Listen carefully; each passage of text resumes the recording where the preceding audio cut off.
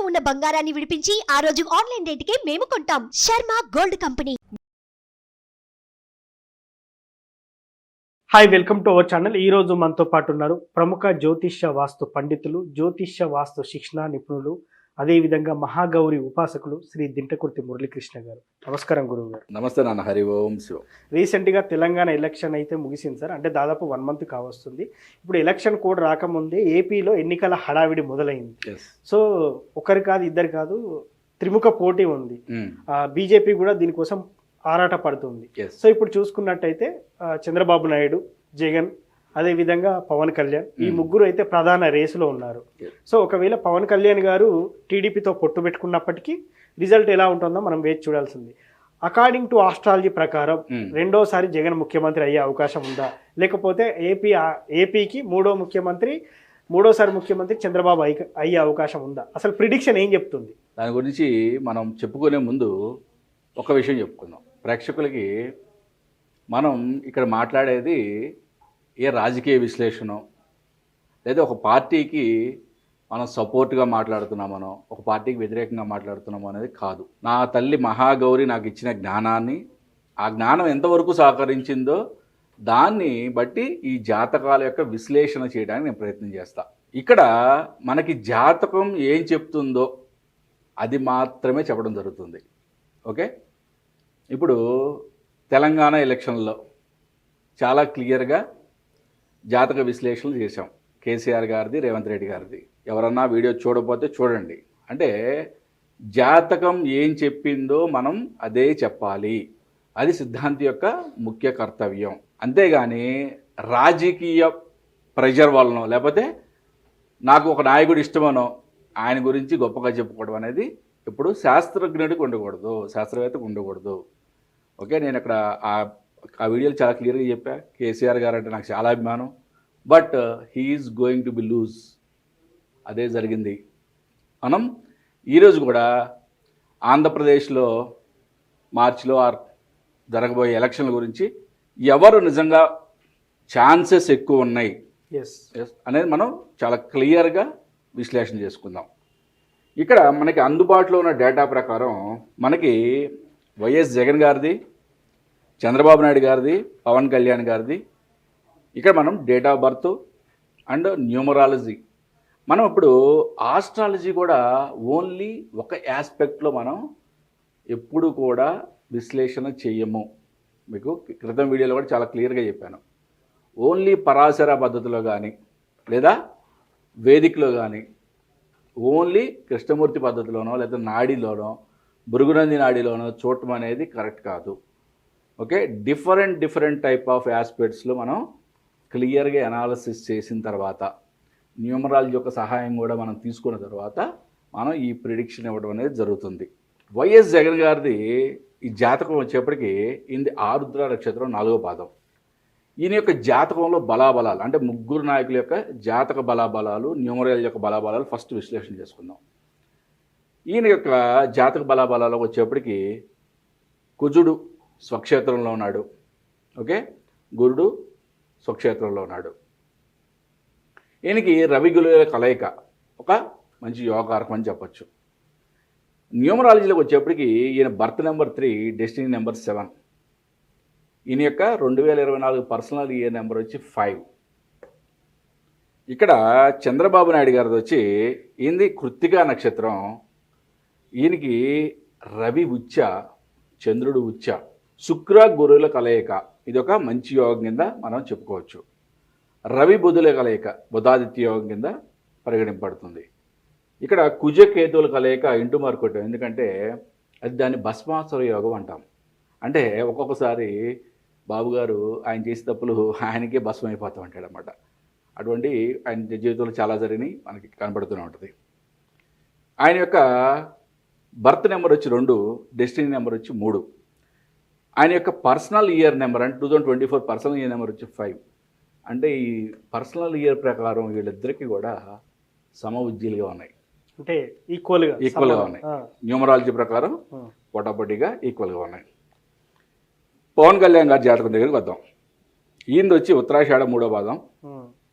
ఈయనకి కుజుడు ఉచ్చ, రవి స్వక్షేత్రంలో ఉన్నాడు. రవి బుధుల కలయిక బుధాదిత్య యోగం, చంద్రుడి కుజుడి యొక్క చంద్రమంగళ యోగం, చాలా యోగకారకమైన జాతకం ఉంది. ఈయనది వచ్చి బర్త్ నెంబర్ 2, డెస్టినీ నెంబర్ కూడా 2, 2 and 2 కూడా అంటాం. ఈయన పర్సనల్ ఇయర్ నెంబర్ వచ్చి 1. అంటే ఇప్పుడు ముగ్గురు నాయకుల్లో ఫస్ట్ మనం న్యూమరాలజీలో చూసుకుంటే పవన్ కళ్యాణ్ గారికి కొంచెం ఎక్కువ మార్కులు ఉన్నాయి. ఓకే ఓకే చంద్రబాబు నాయుడు గారికి అండ్ వైఎస్ జగన్ గారికి ఈక్వల్ మార్క్స్ ఉన్నాయి. నెక్స్ట్ మనం ఆస్ట్రాలజీ ప్రిడిక్షన్లో వద్దాం. ఆస్ట్రాలజీ ప్రిడిక్షన్లోకి వచ్చేప్పటికి మనకి గోచారం అనేది చాలా ఇంపార్టెంట్. ప్రజెంట్ ఇప్పుడు నడిచే ఏ ఏ గ్రహాల యొక్క గోచారం అనేది ఎక్కడెక్కడ ఉన్నాయి, ఆ స్థానాల యొక్క ప్రభావం అంటే జన్మజాతకం మీద ఎటువంటి ప్రభావం ఉంది అనేది చాలా చాలా ఇంపార్టెంట్ కదా. మరి గోచారంలో మొత్తం 9 గ్రహాలు తీసుకోవాలా లేదు కదా. పెద్ద గ్రహాలు ఏవైతే ఉన్నాయో వాటి యొక్క ప్రభావం ఈ జాతకం మీద, ఈ జాతకుడి యొక్క జాతకం మీద ఎలా ఉంది అనేది మనం పరిశీలన చేద్దాం. అంటే ప్రజెంట్ మేషంలో గురువు ఉంది, ఓకే, మీనంలో రాహు ఉంది, ఓకే, కుంభంలో శని. అంటే ఈ 3 గ్రహాలు పెద్ద గ్రహాలు అన్నమాట. ఎప్పుడు కూడా గోచార ఫలితాలు చూసేప్పుడు శని గురు రాహుల యొక్క గోచారాన్ని బట్టి మనం వాళ్ళ యొక్క ప్రిడిక్షన్స్ గోచార ఫలాలు చెప్పడం అనేది జరుగుతుంది. మనం ఇంతకుముందు చేసిన వీడియోలో కూడా చాలా క్లియర్గా 30 అక్టోబర్ వరకు గురు రాహువుల యొక్క కలయిక అంటే చంద్రబాబు నాయుడు జాతకంలో రవి బుధుల మీద గురు రాహువుల కలయిక ఉంది. 30 నైటు రాహువు మీనంలోకి ప్రవేశించాడు. మనం ఆ చెప్పిన వీడియోలో ఏం చెప్పాం, 31 అక్టోబర్ నుంచి 12 నవంబర్ లోపు ఆయనకి బెయిల్ వచ్చే ఛాన్సెస్ ఉన్నాయి అని చెప్పాం కదా. అదే జరిగింది కదా. అంటే ఇది నా గొప్పతనమో లేకపోతే ఇంకేదో గొప్పతనం కాదు, ఇది శాస్త్రం యొక్క గొప్పతనం. ఒకటి గుర్తుపెట్టుకోండి, శాస్త్రం ఎప్పుడు తప్పు చెప్పదు నాన్న. ఎప్పుడైనా విశ్లేషణ చేసేవాళ్ళు ప్రలోభాలకి లోబడవు, ఓకే, లేకపోతే నాకు ఇష్టమైన పార్టీ అనో నాకు ఇష్టమైన నాయకుడనో మేమేదన్నా తప్పు చేస్తే తప్పు జరగాల్సిందే కానీ శాస్త్రం తప్పు చెప్పదు. ఒకటి గుర్తుపెట్టుకోండి. ఇప్పుడు జనరల్గా ఏంటంటే మనకి అంటే పూర్వకాలంలో రాజులు యుద్ధాలు, అంటే ఒక రాజ్యం మీద ఏ రాజు గెలుస్తాడు అనేటప్పుడు చూసుకునే గ్రహస్థితులు గ్రహాల యొక్క కాంబినేషన్స్ వేరే. ఇప్పుడు మనం చూసే ఈ ప్రస్తుత రాజకీయాలు అంటే కుట్రలు కుతంత్రాలతో కూడుకున్న రాజకీయాలు కాబట్టి ఇప్పుడు మనం చూసుకునే గ్రహస్థితులు గోచార ఫలాలు వేరే ఉంటాయి అన్నమాట. ఒకప్పుడు రవి గురుడు కుజుడు వీళ్ళ యొక్క కాంబినేషన్ ఎంత బలంగా ఉంది అని చూసి వాళ్ళకి ప్రిడిక్షన్ చెప్పేవాళ్ళం. అంటే శాస్త్రం ఆ విధంగా ఆచరించేది. బట్ ఇప్పుడు కుట్రలు కుతంత్రాలతో ఉన్న రాజకీయాలకి శని రాహులు ఎంత బలంగా ఉన్నారని చూడాలి ప్రస్తుత రాజకీయాలకి. ఇప్పుడు మనం శని రాహులతో పాటు రవి గురువుల బలం కూడా చూద్దాం. ఎందుకంటే ఒకప్పుడు రాజరికమైన కానీ ఆ బలం కూడా ఇంపార్టెంట్. ఓకే, ఇక్కడ మనకి వైఎస్ జగన్ గారికి యొక్క జన్మజాతకానికి ఇప్పుడు గోచారంలో ఎటువంటి బలం ఏర్పడింది అనేది చూస్తే ఆయనకి రవి గురువులు ధనుసులో ఉన్నారు. ఈ గురువు యొక్క బలం 5th ఆస్పెక్ట్లో గురువు యొక్క బలం చాలా అద్భుతంగా ఉంది ఆయనకి. ఓకే, బట్ బుధుడు శుక్రుడి మీద రాహు యొక్క ప్రభావం ఏర్పడింది. ఓకే, శని చంద్రుల యొక్క ప్రభావం కూడా ఏర్పడింది. అంటే మానసికంగా కొంచెం ఒత్తిడికి లోనయ్యే ఛాన్సెస్ ఉన్నాయి. రవి గురువుల మీద గురువుల యొక్క ప్రభావం అనేది చాలా మంచి ఆస్పెక్ట్. అంటే గురుబలం ఆయనకి, ఆయన ఒక్కడే సింగిల్గా కూడా చేసే సత్తా ఈ జాతకానికి ప్రజెంట్ గోచార ఫలంలో ఉందన్నమాట. ఓకే, నెక్స్ట్ మనం చంద్రబాబు నాయుడు గారి జాతకానికి వద్దాం. ఆయనకి మేషంలో రవి బుధులు బుధాదిత్య యోగం ఉంది. దాంతోపాటు ఇప్పుడు గోచారంలో గురువు కలిసింది, అంటే చాలా అద్భుతమైన యోగకారకం. రెండోది ఆయనకి మనం క్రింద వీడియో కూడా చెప్పాము, రాహు మీద రాహు రావడం అనేది మనం చాలామంది ఇన్ఆస్పీషియస్గా ఫీల్ అవుతారు. తప్పు అంటే డబల్ రాహు అయింది అంటే ప్రాబ్లమ్స్ ఎక్కువ అవుతాయి అన్నట్టుగా ఊహిస్తారు. బట్ ప్రతి కాయిన్కి కూడా 2 సైడ్స్ ఉంటాయి. ఓకే, ప్రతి ఆస్పెక్ట్కి కూడా అలాగే గోచారంలో కానీ మన జాతక విశ్లేషణలో ప్రతిదానికి కూడా పాజిటివ్ ఆస్పెక్ట్ ఉంటుంది, నెగిటివ్ ఆస్పెక్ట్ కూడా ఉంటుంది. రాహు కలవడం అనేది ఇనాస్పియస్ కొంతవరకు కరెక్టే, కానీ ఆస్పిరేష్ మోడ్లోకి వచ్చేప్పటికి ఆయన యొక్క శత్రు విజయం అనేది చెప్పొచ్చు అనమాట. ఆయన ముందు శత్రువు నిలబడటం అనేది కష్టం. రెండవది శని గురువుల మీద శని యొక్క బలం ఏర్పడింది ఇక్కడ. ఓకే, అంటే ఓవరాల్గా ఈయన కూడా అంటే ప్రస్తుత రాజకీయ విశ్లేషణలో కావాల్సిన బలాలు బాగా ఉన్నాయి. ఓకే, అంటే ఈ రెండుకి కూడా చాలా అంటే ఇద్దరు సరిసమానంగా ఉన్నాయి. మనం నెక్స్ట్ మనం పవన్ కళ్యాణ్ గారి దగ్గర మరి ఈయన యొక్క న్యూమరాలజీ కూడా వచ్చి 2 and 3, పర్సనల్ ఇయర్ 5 చెప్పుకున్నాం మనం. ఓకే, మరి ఈయనకి వచ్చేప్పటికి రవి చంద్ర ఉచ్చ ఉంది. ఓకే, శుక్రుడు గురువు కలయిక, రవి బుధాదిత్య యోగం ఉంది. నెక్స్ట్ మనం పవన్ కళ్యాణ్ గారి దగ్గరికి వద్దాం. ఓకే, ఈయన ఉత్తరాషాఢ 3వ పాదం. ఈయనకి కుజుడు ఉచ్చ, ఓకే, రవి స్వక్షేత్రం, రవి బుధుల అంటే కలయిక అంటే రవి బుధాదిత్య యోగం, చంద్రుడు కుజుడు చంద్రమంగళ యోగం. Okay, 2 and 2 code. ఇప్పుడు ఈయన చూద్దాం అసలు శని రాహుల యొక్క బలం ఏ విధంగా ఉంది. ఈయన జన్మజాతకంలోనే రాహు శని 5 ఆస్పెక్ట్లో కలిసి ఉన్నాయి. ఓకే, కోణంలో ఆల్రెడీ కలిసి ఉన్నాయి. అంటే ఈయన పుట్టుకతోనే రాజకీయ నాయకుడు. ఓకే ఓకే, అంటే పుట్టుకతో మీన్స్ 30 years దాటిన తర్వాత వీళ్ళని రాజకీయ నాయకుడు అంటాం అన్నమాట. అంటే జన్మ జాతకాన్ని బట్టి. మరి ఇప్పుడు గోచార బలం ఎలా ఉంది? ఇప్పుడు ఎప్పుడు కూడా జాతకంలో పుట్టినప్పుడు జన్మ జాతకం చూసి అద్భుతం అద్భుతం అంటే కుదరదు. ఎటువంటి మహాచక్రవర్తి అయినా కూడా ఒక్కొక్క రోజు ఓడిపోతాడు, ఇంకొక రాజు చిన్న రాజు చేతిలో కూడా. అటువంటివన్నీ కూడా గ్రహస్థితుల మీద మాత్రమే ఆధారపడి ఉంటాయి. ఓకే, మరి ఈయనకి ప్రజెంటు గురు రాహు శని వీటి యొక్క బలం ఏ విధంగా ఉంది? రవి బుధుల మీద శని యొక్క ఆస్పెక్ట్ కలిసింది, గురువుకి రాహుకి సంబంధం ఏర్పడింది. ఓకే, ఈ విధంగా రవి బుధులకి గురువు యొక్క బలం కూడా ఏర్పడింది. ఓకే, అంటే రాజకీయంగా ఈయనకి కూడా ఇప్పుడు చాలా గట్టి పొజిషన్ ఉంది. ఓకే, మరి వీళ్ళిద్దరు పొత్తులో ఉన్నారు కదా. ఇక్కడ ట్విస్ట్ ఏంటంటే వీళ్ళిద్దరు పొత్తులో ఉన్నారు. ఇప్పుడు ఈ 2 జాతకాలని మనం మెర్జ్ చేసి చూస్తే ఎప్పుడు కూడా మనం ఒక పార్టీ గెలుస్తుందా లేకపోతే గెలవట్లేదు అధికారంలోకి వస్తుందా అని చూసేటప్పుడు మనం చూడాల్సింది ఎవరిని? నాయకులనే కదా. అంటే ముందుండి నడిపించే నాయకులు ఎవరో వాళ్ళ యొక్క జాతకాలను మాత్రం మనం విశ్లేషణ చేస్తాం. ఇప్పుడు వీళ్ళిద్దరి యొక్క జాతకాలని ఓవర్లాప్ చేసి చూస్తే వీళ్ళ యొక్క ఇద్దరి యొక్క జాతకాలు చాలా అద్భుతంగా ఉన్నాయి.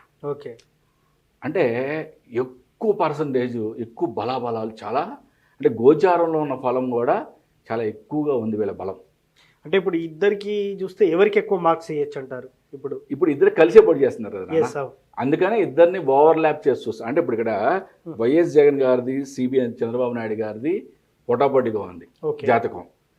పవన్ కళ్యాణ్ గారిది కూడా కొంచెం అటు ఇటుగా ఆయన కూడా అంతే బలం ఉంది. బట్ ఈ 2 కలిసినప్పుడు చాలా అద్భుతమైన యోగకారకాలు ఏర్పడినాయి. అంటే ఈ 2 జాతకాలు కలిసి పోటీ చేస్తుంటే గెలుపు వీళ్ళకి తథ్యం అని చెప్పచ్చు. అంటే ఒకటి చెప్పగలను, అంటే దీంట్లో అద్భుతమైన ట్విస్ట్ ఒకటి ఉంది మళ్ళీ. అంటే చంద్రబాబు నాయుడు గారు పవన్ కళ్యాణ్ గారి కూటమి గెలవడం ఒక ట్విస్ట్ అయితే ఒకటైతే అది జాతక విశ్లేషణ అయితే, ఇంకొక ట్విస్ట్ ఏంటంటే పవన్ కళ్యాణ్ గారికి ఐదర్ సీఎం లెవెల్ పోస్ట్, అంటే డిప్యూటీ సీఎమ్మా లేకపోతే సీఎం సీట్ని షేరింగ్ చేసుకుంటారా అనే రాజకీయ విశ్లేషణలో పోవట్లా. ఇప్పుడు ప్రజెంట్ ఉన్న ఆస్ట్రాలజీ బలాన్ని బట్టి హీఈస్ ఎలిజిబుల్, అంటే హీఈస్ గెటింగ్, ఆయన రేపు 2024 ఎలక్షన్ తర్వాత సీఎం లెవెల్లో ఆయన కూర్చోబోతున్నాడు. ఇది మాత్రం నేను ఘంటాబాదంగా చెప్పగలను. ఏది ఏమైనా కానీ ఈ ఇద్దరు యొక్క కూటమి విజయం సాధిస్తుంది, కానీ పోటాపోటీగానే ఉంటుంది. ఎందుకంటే ఈయన బలం కూడా గోచారంలో కొంచెం బాగానే ఉంది కాబట్టి, అంటే ఇద్దరితో పోల్చుకున్నప్పుడు కొంచెం తక్కువ బలాలు ఉన్నాయి కాబట్టి పోటాపోటీగా ఉన్నా కానీ ఎక్కువ అంటే నల్లేరు మీద నడకే అని చెప్పచ్చు. అబ్బా ఒక విధంగా చెప్పాలంటే నేను ఇక్కడ తెలంగాణలో ఏం చెప్పాను, 2 సింహాలు కొట్టుకుంటున్నాయి అన్న. బట్ ఒక రేవంత్ రెడ్డి అనే సింహానికి 60 మార్కులు ఇచ్చాను, కేసీఆర్ అనే సింహానికి 40 మార్కులు ఇచ్చాను.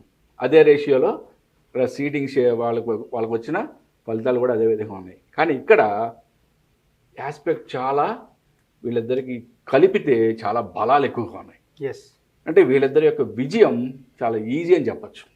సో ఫైనల్లీ మాత్రం ఈ ముగ్గురి అంచనాల ప్రకారం ఎస్, వీళ్ళిద్దరికి ఎక్కువ మెజారిటీ ఉంది, సిబిఎన్ అండ్ పవన్ కళ్యాణ్కి ఎక్కువ Exactly, మెజారిటీ ఉంది. exactly. కూటమి అనేది వర్కౌట్ అయ్యే ఛాన్స్ ఉందని మీరు చెప్తారు. సో ఇది ఈ ప్రిడిక్షన్ ఎప్పటి వరకు వర్తిస్తుంది? అంటే ఇప్పుడు ఏప్రిల్ లోపల ఎలక్షన్స్ అయితే ఈ ప్రిడిక్షన్ వర్తిస్తుందా, లేకపోతే ఈ సంవత్సరం మొత్తానికి కూడా వర్తిస్తుందా? ఎగ్జాక్ట్లీ నాన్న, ఇది మంచి క్వశ్చన్ అడిగావు. గోచార బలం అనేది చాలా ఇంపార్టెంట్ Yes. ఎప్పుడు కూడా మనకి జాతక విశ్లేషణలో. ఇప్పుడు గురువు యొక్క గోచారం మేషంలో 30 ఏప్రిల్ వరకు ఉంటుంది. ఓకే. ఫస్ట్ మే నుంచి మనకి వృషభంలోకి మారుతుంది గురువు. ఎస్. గురువు యొక్క సంచారం మారుద్ది. అంటే గురువు యొక్క బలాబలాలు కొంచెం అటు ఇటుగా అవుతాయి. ఓకే, కొంతమందికి ఇంకా ఫెచ్చింగ్ అవుద్ది, కొంతమందికి కొంచెం తక్కువ అవుతాయి. బట్ మనకున్న అవగాహన బట్టి 30 ఏప్రిల్ లోపు ఎలక్షన్లు జరుగుతాయి కాబట్టి నేను చెప్పిన ఈ ప్రిడిక్షన్ అనేది ఇదే జరుగుద్ది. 30 ఏప్రిల్ తర్వాత కనుక ఎలక్షన్లు జరిగే ఛాన్సెస్ నాకు తెలిసేది లేవు. అటువంటిది ఉంటే కనుక మనం ఒకసారి మళ్ళీ మాట్లాడుకుందాం తప్పకుండా. Thank you sir. ఏపీ రాజకీయ విశ్లేషణ గురించి చాలా చక్కగా వివరించారు. Thank you so much. నమస్తే నాన్న. హరి ఓం శివం.